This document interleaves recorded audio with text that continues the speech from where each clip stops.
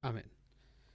Bueno, nuestro texto central del día de hoy está en Juan capítulo 20, versículos del 24 al 29. Le voy a dar lectura. Dice, pero Tomás, uno de los 12, llamado Dídimo, no estaba con ellos cuando Jesús vino. Le dijeron pues los otros discípulos, al Señor hemos visto. Él les dijo, si no viere en sus manos la señal de los clavos, y metiere mi dedo en el lugar de los clavos, y metiere mi mano en su costado, no creeré. 8 días después estaban otra vez sus discípulos dentro, y con ellos Tomás. Llegó Jesús, estando las puertas cerradas, y se puso en medio y les dijo, paz a vosotros. Luego dijo a Tomás, pon aquí tu dedo y mira mis manos, y acerca tu mano y métela en mi costado, y no seas incrédulo sino creyente. Entonces Tomás respondió y le dijo, Señor mío y Dios mío. Jesús le dijo, porque me has visto, Tomás, creíste. Bienaventurados los que no vieron y creyeron. Hoy continuamos con nuestra serie que hemos titulado Fundamento. Hoy el tema es Dios en tres personas. Y como introducción, una de las doctrinas que genera mayor confusión en los círculos cristianos es la Trinidad de Dios. Aunque debemos reconocer que cualquier doctrina respecto al carácter de Dios nos puede generar confusión debido a que somos limitados y tenemos una mente finita y Dios es eterno e infinito. La Trinidad de Dios es una de aquellas enseñanzas de las cuales muchos prefieren huir o simplemente la consideran un gran enigma, algo que no se puede resolver. Cuando nos acercamos a la Biblia, vemos que el Dios de las Escrituras, Yahweh, el yo soy el que soy, se revela a sí mismo como un Dios único.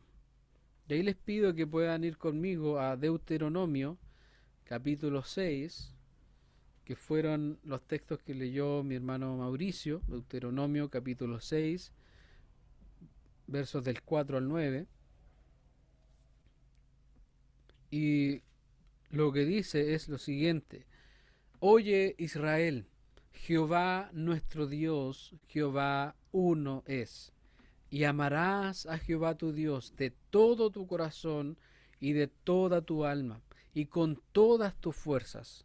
Y estas palabras que yo te mando hoy estarán sobre tu corazón, y las repetirás a tus hijos, y hablarás de ellas estando en tu casa, y andando por el camino, y al acostarte, y cuando te levantes, y las atarás como una señal en tu mano, y estarán como frontales entre tus ojos, y las escribirás en los postes de tu casa y en tus puertas.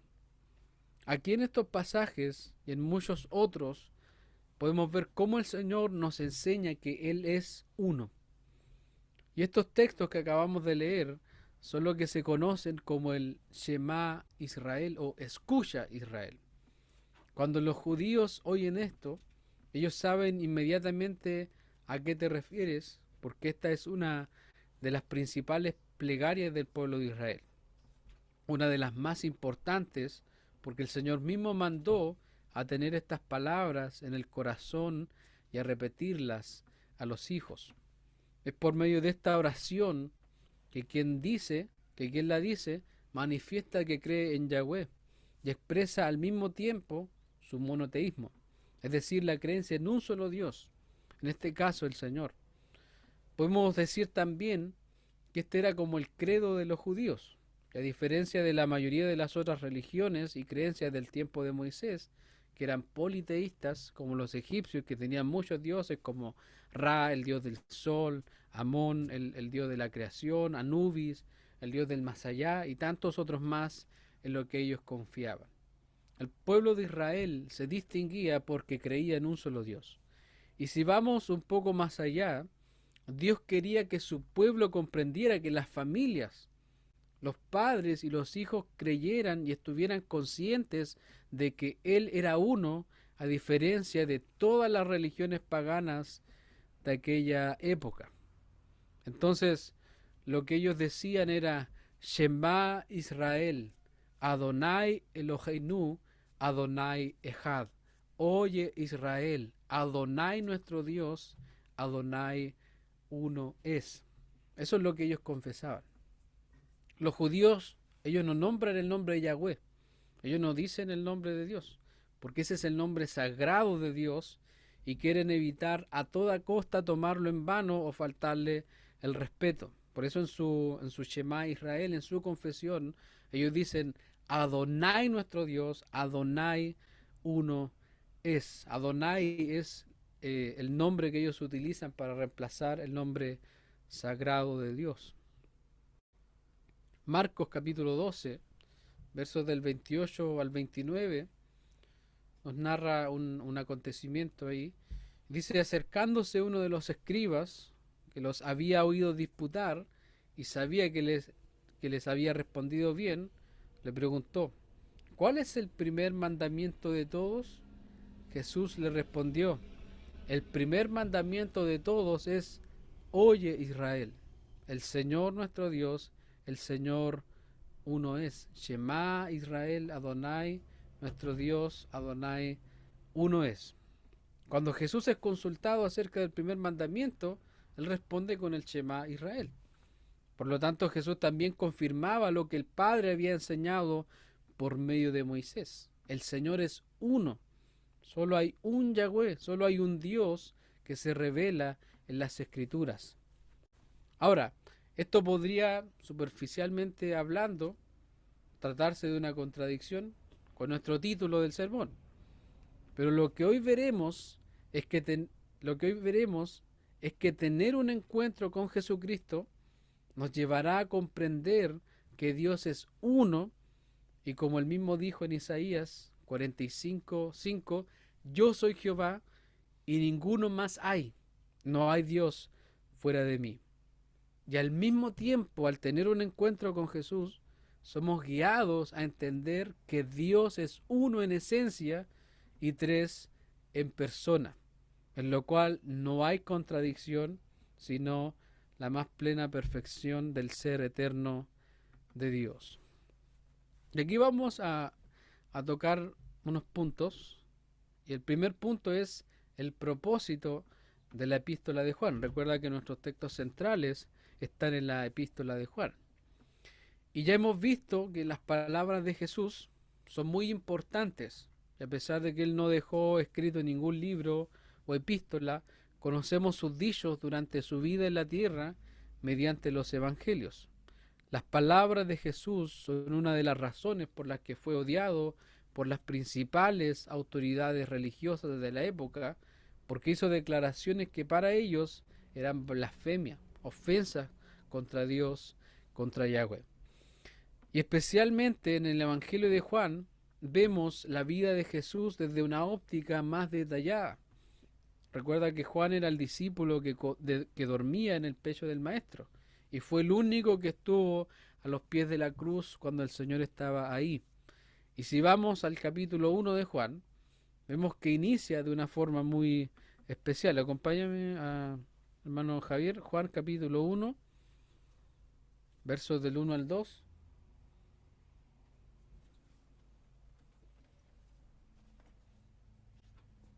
Juan capítulo 1, versos del 1 al 2.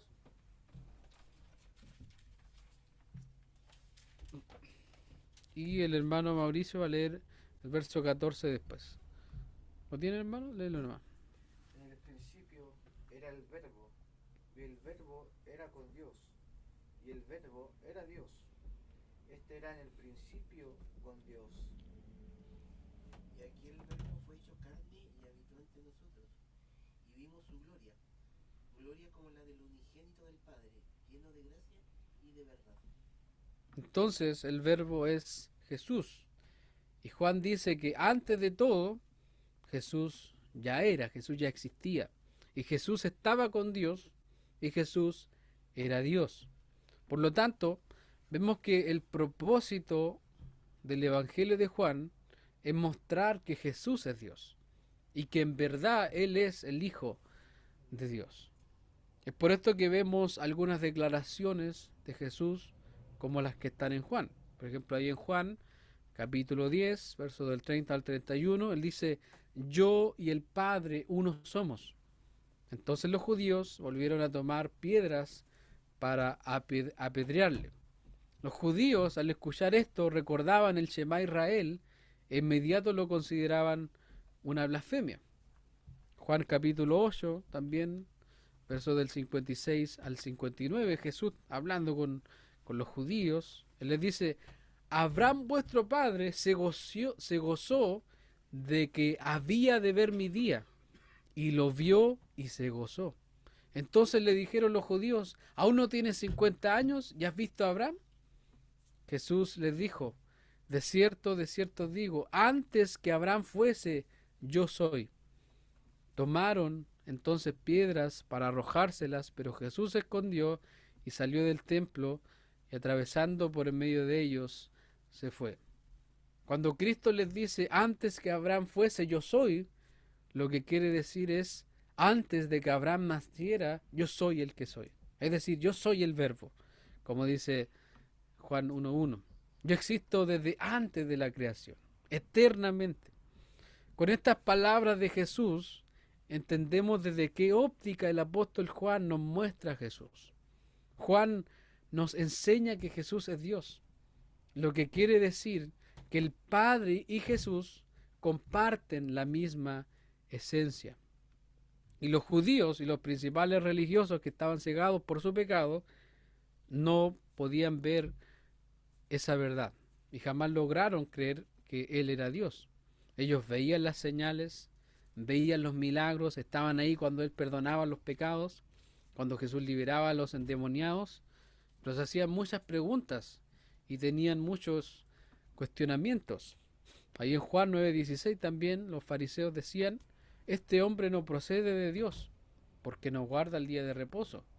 Otros decían, ¿cómo puede un hombre pecador hacer estas señales? Y había disensión entre ellos. No se explicaban cómo un simple hombre pecador a sus ojos podía hacer todas esas cosas. Entonces a los ojos de esos religiosos Jesús era un pecador. En Juan 9 se nos narra la sanidad que recibe un hombre que era ciego de nacimiento. Aquí los fariseos cuestionaron duramente por la sanidad que recibió. Los fariseos incluso le llegaron a decir a ese hombre ciego, tú ni siquiera eras ciego, tú inventaste tu enfermedad un poco más para inventar ese milagro. Y quiero que leamos lo que este hombre, al ser cuestionado por los fariseos, le respondió. Ahí en Juan capítulo 9, versos del 30 al 34. Juan capítulo 9. Hermano Mauricio, ¿me puedes traer agüita? No sé si la hermana María o la hermana Joana pueden darle lectura. Juan capítulo 9, versos del 30 al 34. La que lo tenga por ahí, que le dé lectura, por favor.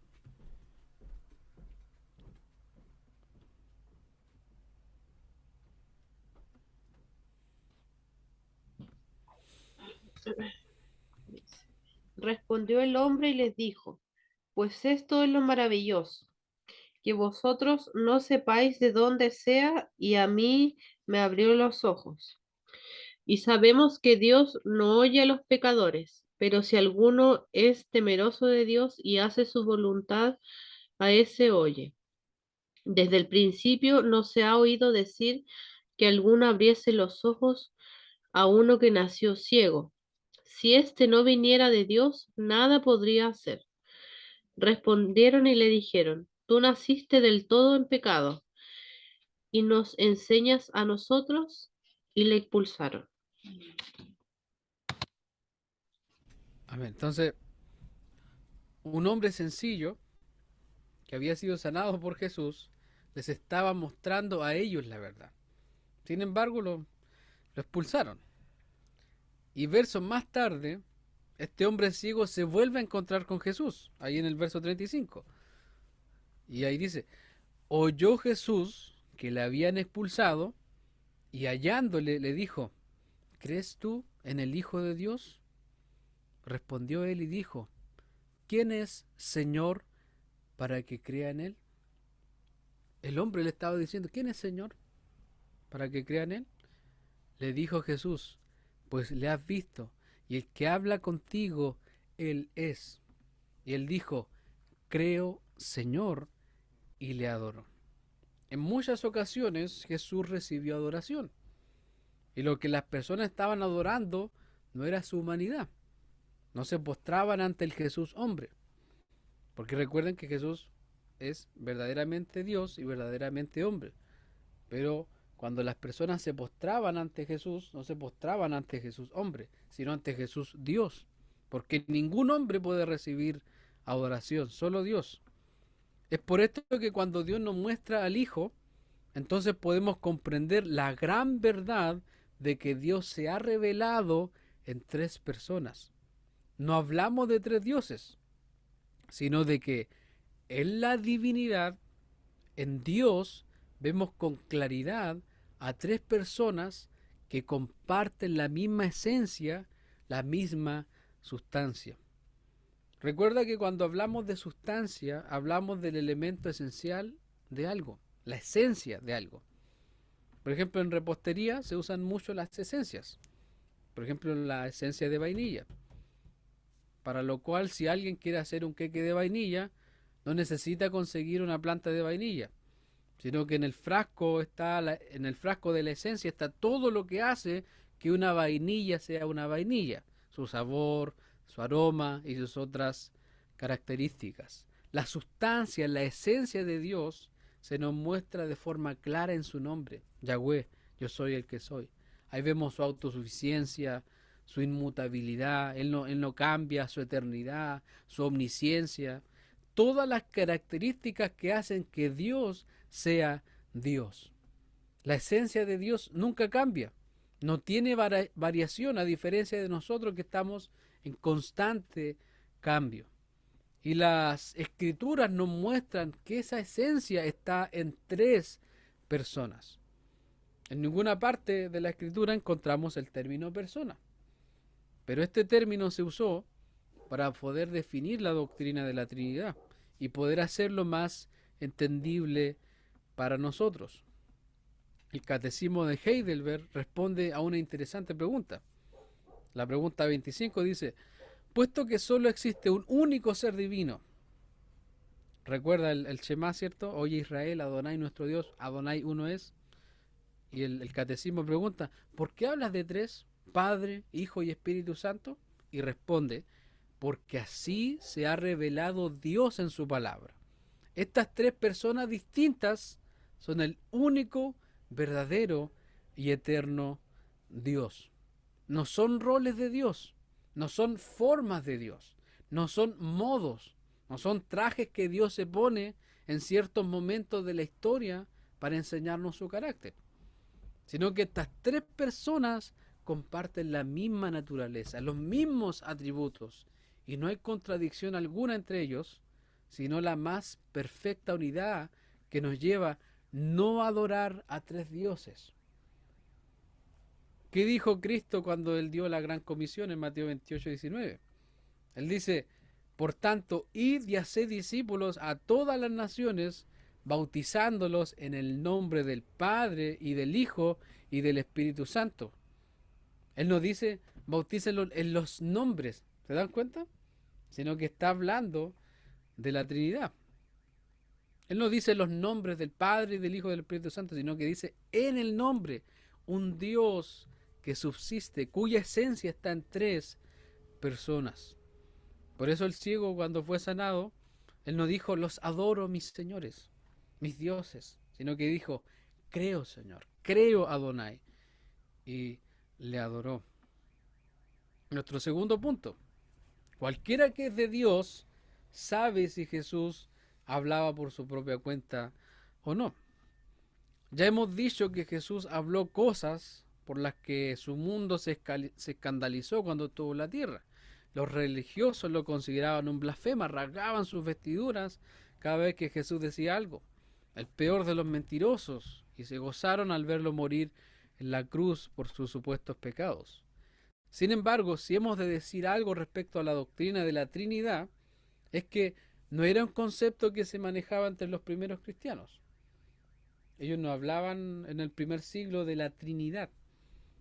Ellos lo creían, obviamente, pero la palabra Trinidad, que viene del latín trinus, que significa triple, fue utilizada por primera vez por Tertuliano, uno de los padres de la iglesia. Él escribe la palabra trinitas y dice en uno de sus textos: la unidad en la Trinidad dispone a los tres, dirigiéndose al Padre y al Hijo y al Espíritu. Pero los tres no tienen diferencia de estado ni de grado, ni de sustancia ni de forma, ni de potestad ni de especie, pues son de una misma sustancia y de un grado y de una potestad. No hay una jerarquía entre ellos, porque tienen la misma sustancia. Tertuliano también escribió en contra del modalismo. Estas son algunas herejías que surgieron. El modalismo, por ejemplo, decía que el Padre, el Hijo y el Espíritu eran una misma persona. Son lo mismo, que no había distinción entre ellos. Es como un mismo actor que se pone diferentes máscaras durante una obra con el fin de representar diferentes personajes. Pero esto nos llevaría a creer muchas contradicciones. Yo sé que en algún momento nosotros hemos escuchado, por ejemplo, cuando dicen el Padre murió en la cruz, o que el Espíritu Santo es el que estuvo en la tierra en lugar de Jesús. Esas son contradicciones que muchas veces se creen al no entender correctamente la doctrina de la Trinidad. Otra de las enseñanzas falsas que surgió en el siglo III respecto a este tema fue el arrianismo. Arrio decía que Cristo no era completamente divino, porque hubo un tiempo en el que el Hijo de Dios no existía. Él decía que el Padre había creado al Hijo, que lo había hecho la criatura más grandiosa que Dios había hecho. Luego aparecieron otros, los semi-arrianos, que cambiaron la enseñanza de Arrio y dijeron que el Hijo tenía una sustancia parecida a la del Padre. Es decir, ellos absurdamente decían que Cristo era omnisciente, todopoderoso, eterno, autosuficiente, pero distinto al Padre. Es decir, una completa locura. Cualquiera que afirma que el Padre tiene una sustancia y Cristo, el Espíritu Santo, tiene una sustancia parecida, está creyendo una mentira. Colosenses 1:15 dice: Él es la imagen del Dios invisible, el primogénito de toda creación. La imagen no nos habla de algo distinto, sino que nos quiere comunicar que Cristo posee la misma sustancia del Padre. Sus atributos y cualidades están en Cristo sin ninguna diferencia, como ya hemos dicho. En nuestro tiempo esas herejías antiguas han vuelto a aparecer. ¿En forma de qué? Testigo de Jehová. Ellos creen que Jesús es una simple criatura. Están los solos Jesús también, o conocidos como los unicitarios, que son como pentecostales, que si tú entras a su iglesia, tú como que esto es una iglesia pentecostal. Pero ellos lo que creen es que hay una sola persona divina, que es Jesús. Que existen dos modos, como el Padre en los cielos y también como Jesús en la tierra. El Espíritu Santo para ellos no es una persona, sino que es solamente una manifestación del poder de Jesús. Y respecto a estas herejías o doctrinas de demonios que se han levantado en la historia, nosotros no necesitamos crear una nueva doctrina para defender nuestra posición, porque la iglesia ya reaccionó a estos errores. Ahora, lo que debemos hacer es revisar lo que la iglesia ha creído en la historia, los concilios, los credos, que nos permiten ver en qué han creído los cristianos a lo largo de los siglos. Por ejemplo, en el concilio de Nicea, en el 325, ellos rechazaron el modalismo, cuando declararon que Jesús, el Hijo de Dios, es luz de luz, verdadero Dios del Dios verdadero. El concilio de Constantinopla en el 381 declaró como una enseñanza maldita al arrianismo. El concilio de Calcedonia en el 451 afirmó la divinidad plena del Hijo, verdadero Dios y verdadero hombre, consustancial con el Padre en cuanto a su naturaleza divina, lo que descartó todas las formas de arrianismo y semi-arrianismo, Y estos concilios no son exclusivos de un grupo de la iglesia, es decir, no somos ajenos a todo lo que ellos definieron, porque en esto cree la Iglesia Universal de Cristo y nosotros creemos en eso porque eso es lo que Dios ha revelado en su sagrada escritura. Cualquiera que crea algo distinto y se hace llamar cristiano o está en un tiempo de confusión o en realidad no es cristiano. Porque quien no cree en el Dios en tres personas no está creyendo en el único Dios de Deuteronomio capítulo 6. Alguien que no abraza al Dios que subsiste en el Padre, Hijo y Espíritu Santo está en desacuerdo con Jesús. Y si está en desacuerdo con Jesús, se está oponiendo al Padre y al Espíritu. Juan 7:17, Jesús decía, el que quiera hacer la voluntad de Dios, conocerá si la doctrina es de Dios o si yo hablo por mi propia cuenta. El ciego que fue sanado conoció la doctrina de Dios, la enseñanza de Dios, el Evangelio y adoró al Señor, mientras que los demás trataban a Cristo como cualquier hombre pecador más. Acompáñame a Juan 10:32 al 33, por favor. Le pido a mi hermano Mauricio que lo pueda leer. Juan 10:32 al 33. Jesús le respondió, muchas buenas obras os he mostrado de mi Padre, ¿por cuál de ellas me apreciáis? Le respondieron los judíos diciendo, por buena obra no te apreciamos, sino por la blasfemia, porque tú siendo hombre te haces Dios.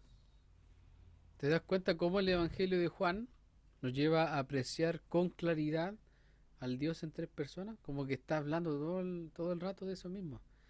De cómo ellos veían a Dios en Jesús. Porque esas cosas que Jesús hacía no las estaba haciendo con su humanidad, sino porque Él realmente era Dios. Punto 3.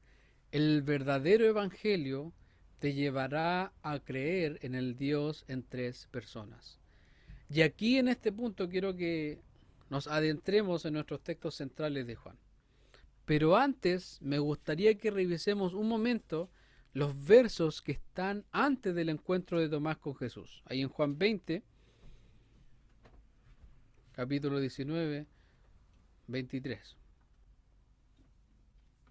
La doctrina de la Trinidad se entiende cuando estudiamos los errores también. Lo que no es la Trinidad se entiende con más claridad, aunque es una doctrina difícil de entender porque nuestra mente es limitada, pero se entiende mucho mejor cuando analizamos los errores que han surgido en la historia.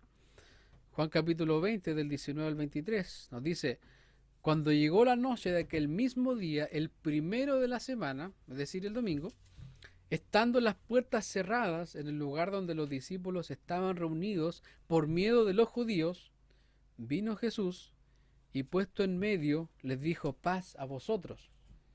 Y cuando les hubo dicho esto, les mostró las manos y el costado. Y los discípulos se regocijaron viendo al Señor. Entonces Jesús les dijo otra vez, paz a vosotros, como me envió el Padre, así también yo os envío. Y habiendo dicho esto, sopló y les dijo, recibid el Espíritu Santo. A quienes remitiereis los pecados, les son remitidos, y a quienes se los retuviereis, les son retenidos. Si ustedes se dan cuenta, Tomás no estaba presente en esa ocasión, como lo declara el verso 24. Pero aquí lo que vemos es cómo Jesús les dice en el verso 22, recibid el Espíritu Santo. Recordemos que el Espíritu Santo es idéntico en esencia al Padre y al Hijo, pero vemos que tiene acciones asignadas y atribuidas de forma especial. Por eso que está aquí esta imagen. El Padre no es el Hijo no es el Espíritu Santo, el Espíritu Santo no es el Padre. Los podemos distinguir, pero los tres comparten la esencia de Dios, la naturaleza de Dios. Jesús siempre habló del Espíritu Santo y también Juan habla mucho de eso. Juan 15:26 dice, pero cuando venga el Consolador, el Espíritu Santo, a quien yo os enviaré del Padre, el Espíritu de verdad, el cual procede del Padre, Él dará testimonio acerca de mí. El Padre envía al Espíritu a través del Hijo y en el Hijo. Jesús se refiere al envío del Espíritu por parte del Padre como una respuesta a algo que Jesús había pedido. También dice que él mismo enviaría el Espíritu. Y luego sopló sobre sus discípulos y les dijo: recibid el Espíritu Santo. Jesús no les envió una fuerza o un poder, sino que el Padre por medio del Hijo nos envió al Espíritu Santo, que al habitar en nosotros, ¿qué pasa con el Espíritu Santo? El Espíritu Santo se aflige por el pecado, nos persuade, nos convence, da testimonio, clama, habla, intercede por nosotros, tiene una mente y opera en nuestra mente también, llevándonos a glorificar a Jesús, porque solo por el Espíritu podemos reconocerlo como Señor. Hermano Javier, 1 Corintios 12:3, por favor.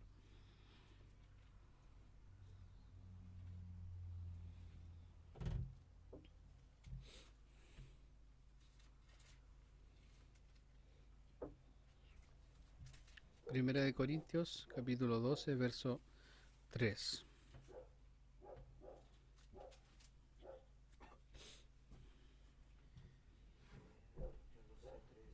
Dice: por tanto os hago saber que nadie que hable por el Espíritu de Dios llama anatema a Jesús, y nadie puede llamar a Jesús Señor sino por el Espíritu Santo.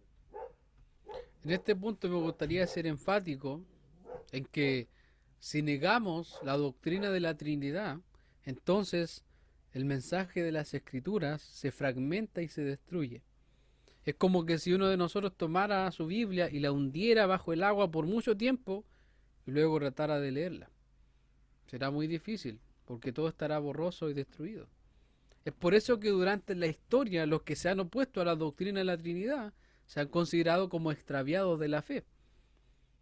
Cualquier iglesia que no cree en la doctrina de la Trinidad es una secta. Si no vemos que Dios se revela en tres personas, entonces no hay un plan de redención eficaz. No habría ni un pacto ni un pueblo del pacto, porque tendríamos tres dioses, o tres formas, o tres modos de Dios, pero no al único Dios verdadero. Si aquel ciego del que hemos leído y tantos más confesaron a Jesús como Señor, fue porque el único Dios de Israel subsiste en tres personas. Porque desde el inicio vemos al Padre, al Hijo y al Espíritu Santo presentes en cada punto de la historia. Antes de la fundación del mundo, desde la eternidad, ellos ya eran. Ellos ya coexistían. Estas tres personas ya compartían la sustancia divina. ¿Qué dice? En el principio creó Dios los cielos y la tierra. ¿Dónde estaba el Espíritu? El Espíritu Santo se movía sobre la faz de las aguas. ¿Y cómo creó Dios las cosas? ¿Por medio de qué? ¿Y quién es la palabra? Jesús, el Logos. ¿Se dan cuenta cómo la Trinidad aparece desde el principio? El credo niceno dice: creemos en un solo Dios, Padre Todopoderoso, Creador del cielo y de la tierra. De Jesús dice: creemos en un solo Señor Jesucristo, el unigénito Hijo de Dios, no creado, de la misma naturaleza del Padre y por quien todo fue hecho. Del Espíritu Santo dice: creemos en el Espíritu Santo, Señor y dador de vida. Cuando llegamos al Nuevo Testamento vemos la Trinidad del Señor y vemos cómo Jesús continuamente declara que fue enviado por el Padre. También apreciamos la participación activa del Espíritu Santo en la vida de Jesús. ¿Se dan cuenta que el Espíritu siempre está ahí? Jesús fue llevado al desierto por el Espíritu. Jesús soportó las tentaciones por el Espíritu. Ahí una de las manifestaciones más claras de la Trinidad del Señor está en el bautismo de Jesús. Miren, acompáñenme a Mateo capítulo 3, versos del 16 al 17.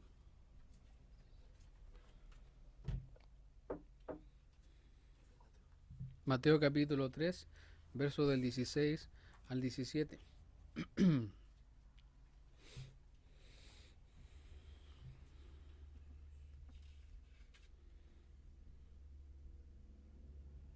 Dice, y Jesús, después que fue bautizado, subió luego del agua, y aquí los cielos le fueron abiertos, y vio al Espíritu de Dios que descendía como paloma y venía sobre él. Y hubo una voz de los cielos que decía, este es mi Hijo amado en quien tengo complacencia. Durante todo el ministerio de Cristo vemos cómo Dios reveló su Santísima Trinidad. Tanto así que el autor de Hebreos declara, ahí en Hebreos 9:14 dice, cuánto más la sangre de Cristo, el cual mediante el Espíritu Eterno se ofreció a sí mismo sin mancha a Dios, limpiará vuestras conciencias de obras muertas para que sirváis al Dios vivo. Lo que queremos decir con esto es que sin Dios en tres personas no habría redención. Ni siquiera estamos discutiendo si se pierde la salvación o no, sino que sin el Dios Trino no hay esperanza para nadie. Porque Cristo, por el poder del Espíritu, se entregó a sí mismo sin mancha por nosotros para satisfacer la justicia del Padre y pagar la deuda eterna de nuestros pecados contra el Dios del universo. Y Cristo descendió a los infiernos, pero al tercer día, el mismo Padre que dijo, este es mi Hijo amado en quien tengo complacencia, volvió a declarar lo mismo para resucitarlo por medio del poder del Espíritu, afirmando así la redención del pueblo del pacto. Y es así como luego de resucitar Cristo nos aproximamos a nuestros textos principales del día de hoy. Y el verso 24 de Juan capítulo 20 dice, pero Tomás, uno de los 12, llamado Dídimo, no estaba con ellos cuando Jesús vino. Le dijeron pues los otros discípulos, al Señor hemos visto. Él les dijo, si no viere en sus manos la señal de los clavos y metiere mi dedo en el lugar de los clavos y metiere mi mano en su costado, no creeré. Si ustedes se dan cuenta, el verso 24 nos señala que Tomás no estaba con los discípulos cuando Jesús vino. ¿Y dónde estaba? No sabemos. Eso expresaba su sentimiento respecto al Señor. Porque en el verso 25 vemos que los discípulos le contaron lo que había ocurrido a Tomás cuando estuvieron con el Señor, pero su respuesta fue incrédula. La traducción del lenguaje actual dice, no creeré nada de lo que me dicen hasta que vea las marcas de los clavos en sus manos y meta mi dedo en ellas y ponga mi mano en la herida de su costado. O sea, ni siquiera dice voy a creer cuando haga esto, sino que dice no creeré nada de lo que me dicen. Si Tomás no se hubiera alejado de los discípulos, entonces otra hubiera sido la historia. Si hubiera permanecido junto a ellos, nos habría perdido la aparición del Señor a los discípulos. Pero la historia sigue. 8 días después, estaban otra vez sus discípulos dentro y con ellos Tomás. Llegó Jesús, estando las puertas cerradas, y se puso en medio y les dijo paz a vosotros. Jesús no nos abrieron las puertas, algo pasó ahí, el texto no nos dice. Luego dijo a Tomás, pon aquí tu dedo y mira mis manos y acerca tu mano y métela en mi costado y no seas incrédulo, sino creyente. El Dios Hijo, conociendo los corazones y sabiendo las palabras que salen de la boca de todos por su omnipresencia y su omnisciencia, le habló a Tomás con las mismas frases que él había usado. Claramente no con un ánimo destructor. Así no era la actitud del Señor, no era aquí te pillé cabrito, sino que con una reprensión amorosa para restaurarlo. No sabemos si Tomás tocó las heridas del Señor, pero cuando contempló a Cristo resucitado, vemos su reacción. Entonces Tomás respondió y le dijo, Señor mío y Dios mío. Lo mismo que ocurrió con Moisés, con la zarza ardiendo, con el profeta Isaías en su llamado en el capítulo 6. Lo que nos pasó a nosotros el día que creímos en Cristo, le pasó a Tomás. Su pecado, su incredulidad pasó a segundo plano al ver la gloria de Dios reflejada en el Hijo resucitado. Ya vimos cómo aquel ciego le dijo a Jesús, creo, Señor. Y ahora vemos cómo Tomás, frente a Jesús, y al ser movido por el Espíritu Santo, llega a la exclamación, Señor mío y Dios mío. Y aunque el texto del Nuevo Testamento está escrito en griego, en el idioma original que hablaba Tomás, lo más seguro es que le dijo al Señor en hebreo, Adonai Elohai. Y aquí te pregunto, ¿recuerdas lo que los judíos recitaban en el Shema? Shema Israel, Adonai Eloheinu, Adonai Echad. Oye Israel, Adonai nuestro Dios, Adonai uno es. Bueno, aquí Tomás está diciendo Adonai Elohai, es decir, Adonai mi Dios. Tomás, al ser judío, conocía el mandato de recitar el Shema. Los fariseos también. Todos los judíos sabían que eso era algo que debían hacer. Pero hasta este punto Tomás no conocía al Adonai. Pero lo que los fariseos no creyeron, lo que los religiosos nunca vieron, ahora Tomás lo había visto con sus propios ojos. Al Dios de las Escrituras, el Yahweh, el yo soy el que soy, que se revela a sí mismo como Dios único que subsiste en tres personas, ahora estaba siendo contemplado por Tomás. Jesús le dijo, porque me has visto, Tomás, creíste. Bienaventurados los que no vieron y creyeron. A pesar de que Tomás no creyó, sino hasta ver a Jesús resucitado, lo que aprendemos de su confesión de fe es que Jesús ahora era su Señor y su Dios, lo cual no era una recitación de algo robótico, sino más bien lo que él estaba haciendo era ponerse bajo la servidumbre de Dios. Tú y yo hemos creído sin haber visto a Jesús resucitado. Cuán bendecidos somos por eso. Sin embargo, nuestra fe es débil en este camino. Y muchas veces nuestras actitudes son como las de Tomás. Dudamos, somos incrédulos y cometemos los mismos pecados que Tomás. Sobre todo al enfrentarnos muchas veces a doctrinas que son complicadas de comprender, no queremos ir más allá y rogar al Señor que nos dé sabiduría y entendimiento, sino que preferimos dejar todo como un misterio, como un enigma. Y aunque la doctrina de la Trinidad no la alcanzaremos a comprender completamente, debemos estar seguros de que si las Escrituras la enseñan y la Iglesia en la historia la ha creído, es porque el poder del Espíritu nos ha guiado a creer y aceptar esa verdad. Hay muchos que durante la historia han decidido negar lo que la Iglesia cree acerca de lo que se revela en las Escrituras. Lo mismo que hizo Tomás al no creer a los discípulos. Pienso que si Tomás no se hubiera alejado de los apóstoles, quizás hubiera sido distinto su encuentro con el Señor. Así que, hermano, no te alejes del cuerpo, no huyas de tus hermanos. Es importante estar el domingo congregados, porque ellos se encontraron, la primera vez que se encontraron con el Señor era domingo. Porque en medio del cuerpo de Cristo, la iglesia es donde somos bendecidos. Es en la iglesia donde vemos al Dios Trino obrar en medio de nosotros. Porque si podemos confesar como Tomás que Jesús es nuestro Señor y Dios, y confesar que Dios es uno y tres en persona, es porque el Espíritu Santo nos ha llevado a eso. El Dios que las Escrituras nos muestran es trino. Cualquier otra creencia es equivocada. Cualquier otro pensamiento es otro evangelio. Y si es otro evangelio, sea maldito. Tú y yo dependemos del Dios trino. El Padre en el trono, el Hijo sentado a la diestra intercediendo por nosotros y el Espíritu Santo en nosotros santificándonos hasta que Jesús regrese.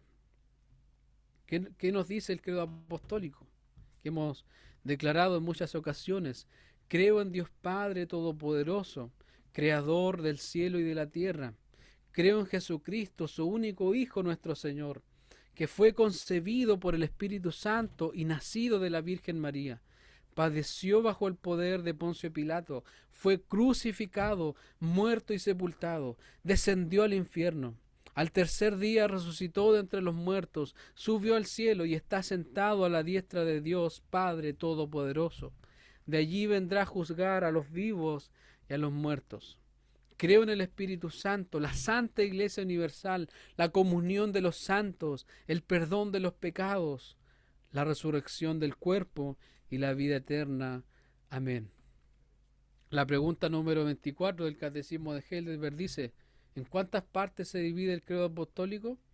Se divide en 3 partes, responde: Dios Padre y nuestra creación, Dios el Hijo y nuestra liberación, y Dios Espíritu Santo, nuestra santificación. Querida Iglesia, en la debilidad que hoy experimentamos, en nuestras dudas, en nuestra incredulidad como Tomás frente a la palabra de Dios, necesitamos una vez más mirar a Jesús. Porque al mirarlo a Él encontramos comprensión, consuelo y refrigerio. Porque Él nos dice: ora al Padre en mi nombre por el Espíritu Santo que te ha sido dado. Dios nos quiere recordar que si Él se ha revelado en 3 personas, es porque de esa forma su plan redentor funciona y nuestra vida para su gloria también. Oye Israel, Adonai nuestro Dios, Adonai uno es. Dios en 3 personas, bendita Trinidad. Amén. Vamos a orar al Señor, hermanos.